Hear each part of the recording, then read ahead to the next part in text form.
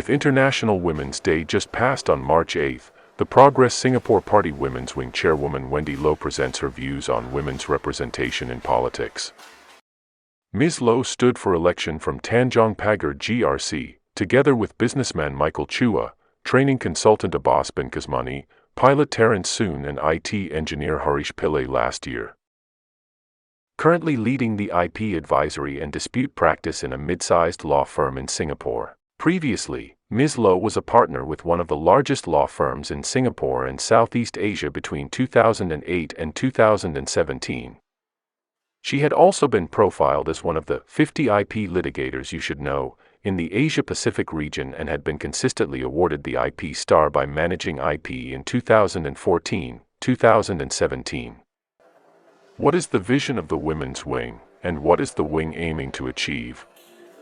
Women are ready to step up to a greater conversation, which is about inclusivity, right? How do you build a fairer society? How do you build a society where resources are more equitably distributed? How do you build a society where there's justice and where there's progress? And I think these are the values that women are generally concerned about, and quite coincidentally, those are also the same values that our party is propagating, right? So we want to look at a broader agenda of making sure that society is fair for everyone.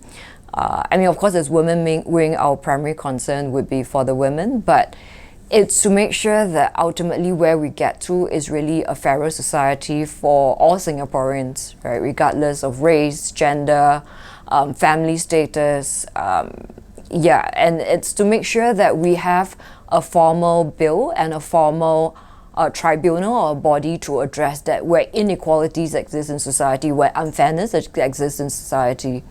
So one of the inspiration for this actually came during G2020 when I spoke about it.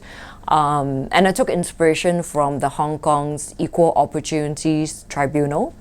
So what Hong Kong already has is a series of anti-discrimination ordinances built along similar parameters on sex, on family status, on race, on disability. And so that's already a very progressive model to say that, look, discrimination can and still exist in society, but what we want is that when such discrimination does exist, it's not just a coffee shop talk, right? Like you complain, like, why can't I get hired because I'm a woman or because I'm elderly? And we really want a tribunal to look at it as a specific complaint, to be able to document that complaint, and to send out the signaling to public, to employers, to government officials that it's not okay when both men and women are discriminated along various grounds. And so I think for the Women's Wing, it's about validation, as I mentioned earlier, in building up capacity for women. It's about uplifting women who are marginalized, but also it's about reforming some of the ways that we are looking at society collectively. And I think that's probably the underlying need why we're looking at this from an inclusivity agenda point of view, as opposed to just equality for men and women. There are already a number of notable women in politics. Is there a need for more women to enter the arena?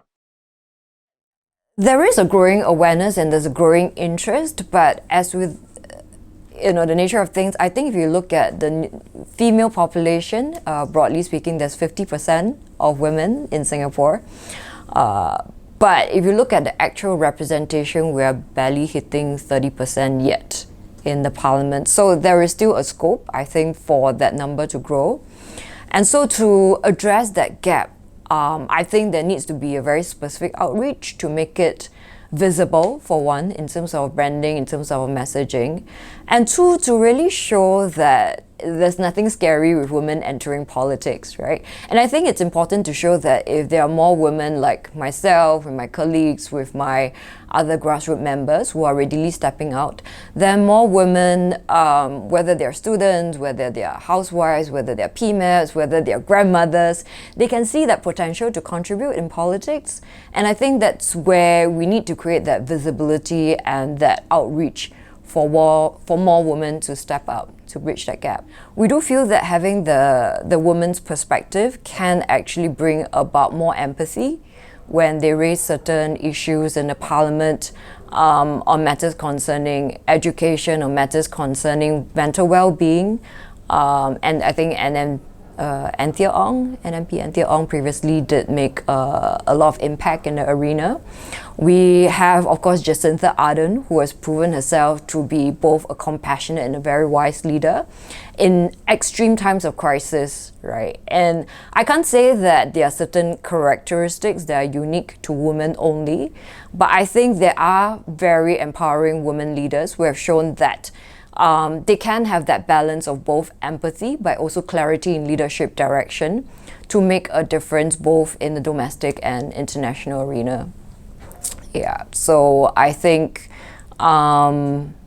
in times of peace, relative peace in Singapore, I would say that it does give us a lot more scope for reflection. And I think with women leadership, the values that we represent probably is important to address some of the key concerns we have as a society. And one, for me in particular, it's really about the social inequality we see in society, the wide divide that we have, the fight for minimal living wage that we as PSP have quite readily stood for.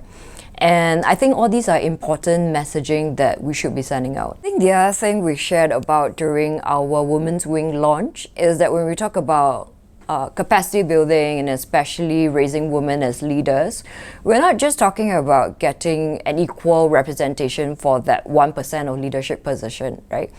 But it's to make sure that we have the representation at the highest level of politics to make policies better for the 99% of women, right? So that's kind of like the racial balance we are looking at. And so taking from that perspective, why it matters to have women leadership is that having spoken to my colleagues who are already in Parliament.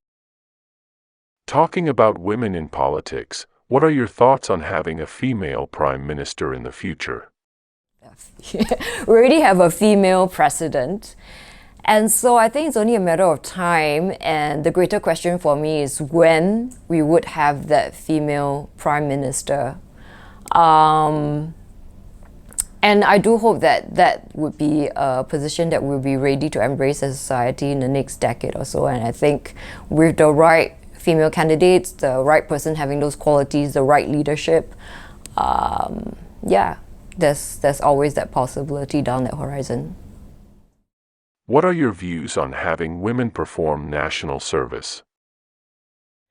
As of now, my own personal take is that I think it should be an option and not compulsory, because I think different women in society may respond to that differently, and I don't think immediately there's a national need yet to make sure that all Singaporean women compulsorily have to go through military service. So I think it's a good idea to introduce to younger women to think about whether they want to go through that option. Having experienced it personally, I do thoroughly enjoy it. It's still one of my little boasting points when I talk to my male colleagues to say that I've gone through BMT and I understand what they have gone through. The bonding that you get having gone through some severe hardships, it's incredible, and I still keep in touch with some of my BMT mates till today. Digging trenches in Tekong and all that, and seeing the stars at night and hearing the ghost stories and all that. Those were real bonding connections that I think is one of the few things that really make us feel what it means to be Singaporean. Yeah, so I think that option should be made available. When you entered politics, were you ever concerned that you would need to sacrifice your career? So I don't think it's binary in the sense that I either have to sacrifice my career or to enter into politics. I think a lot of people see that question more from a fear factor, right? Like, would you receive some kind of a commercial pushback from clients who might choose not to engage you just because you're a political figure? And I think, as I mentioned earlier, it's the political awareness. And I think a lot more Singaporeans are ready to accept that you can participate in alternative politics and not be seen as a troublemaker, right? I think that's the first step, that And I think a lot of my clients are independent SMEs. They do have a lot of grievances from the ground that they could also see that it's necessary for them to have an alternative voice to make those issues heard. So generally, I don't see that as a binary, that I have to sacrifice part of my career with what I'm doing. And I think, yeah, coming back to the issue of fear, I've always told friends and colleagues and even family who are somewhat concerned about me stepping into the arena. I think so long as what we're doing is proposing viable solutions, we are doing our best as Singaporeans who's trying to make this country better, and we are just doing what we feel is right by our heart. I think that's more important. What has your experience in politics been like?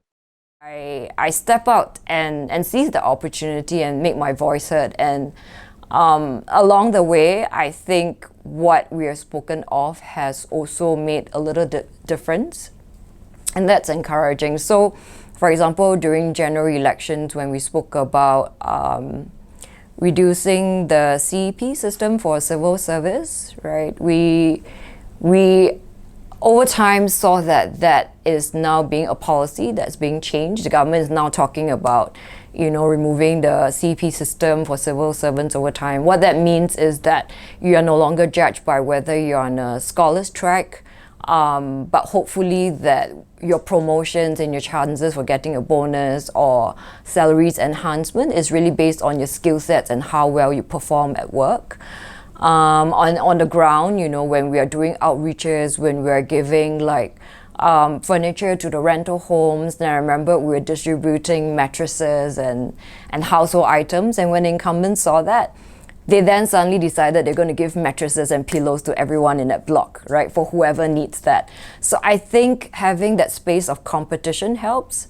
And that political pressure can only be kept out if more and more Singaporeans stand up to the occasion.